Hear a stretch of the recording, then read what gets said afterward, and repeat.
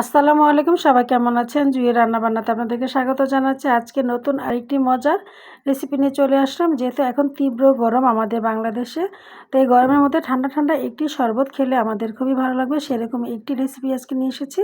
তো দেখতে পাচ্ছেন এখানে মালটা আছে, আমি দুটি মালটা নিয়ে নিয়েছি। আজকে মালটা দিয়ে আমি আপনাদেরকে শরবত তৈরি করে দেখাবো, জুস তৈরি করে দেখাবো। মালটাগুলোকে আমি আস্ত ধুয়ে নিয়েছি, এখন মাঝখান দিয়ে একটি টুকরো করে নিয়েছি। তো আমার একটি মালটা জুসার আছে, সেটি দিয়ে এই মালটা থেকে আমি রস বা জুসটাকে বের করে নিব। তো যাদের মালটা জুসার নেই তারা চামচ দিয়ে উঠিয়ে নিয়ে ব্লেন্ড করে রসটা বের করতে পারেন। আবার হাতের সাহায্যেও চিপে রসটাকে বের করে নেওয়া যাবে। তো এভাবে আমি সবগুলো মালটা থেকে রস বা জুসটাকে বের করে নিব। তো আমার যে রসগুলো বের করা হয়ে গিয়েছে, এখন আমি এগুলোকে একটি ছাঁকনির সাহায্যে ছেঁকে গ্লাসে নিয়ে নিব।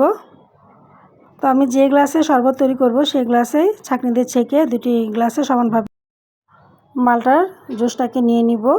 তো আজকে আমার রেসিপি যদি আমার ভিউয়ার্সদের ভালো লেগে থাকে তাহলে অবশ্যই একটি লাইক দিবেন, কমেন্টস করে জানাবেন কেমন লাগলো আমার রেসিপিটা। এই তো ছেঁকে নেওয়া হয়ে গিয়েছে। এখন আমি এর মধ্যে ফ্রিজে ঠান্ডা পানি দিয়ে দিলাম, গ্লাস ভর্তি করে দুটি গ্লাসে আমি দিয়ে দিব পানি। তো দেওয়া হয়ে গেলে পরে এখন আমি চিনি দিয়ে দিব। তো অনেক সময় মালটা দেখা যায় যে অনেক টক থাকে, আবার মিষ্টিও থাকে। তো মালটা টক মিষ্টি বুঝে চিনি দিতে হবে। তো আমি 2 চা চামচ করে চিনি দিয়ে দিলাম। তারপর দিয়ে দিলাম বিট লবণ 1/2 চা চামচ পরিমাণ। তারপর দিয়ে দিব খাবারের লবণ, যেটা সাদা লবণ, সামান্য একটু করে দিয়ে এখন আমি চামচের সাহায্যে নেড়ে চেড়ে চিনিটাকে মিশিয়ে নিব এই মালটা জুসের মধ্যে। তো মিশিয়ে নেওয়া হয়ে গেলে পরে এর মধ্যে আমি দিয়ে দিব লেবুর রস।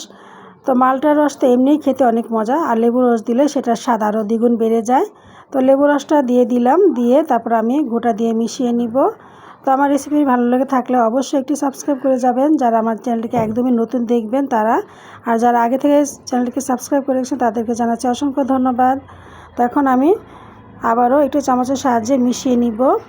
মিশিয়ে নিয়ে তারপর এর মধ্যে দিয়ে দিব আমি বরফের টুকরো দিলে যখন খুব ঠান্ডা হয়ে যাবে তখন কিন্তু জুসটা খেতে অনেক মজা লাগবে। তো ভিউয়ার্স, তৈরি হয়ে গেল মজার এই মালটার জুস বা শরবত, যেটাই বলেন না কেন, খেতে কিন্তু অসম্ভব মজা হয়েছে আজকে আমার এই মালটার জুস বা শরবত।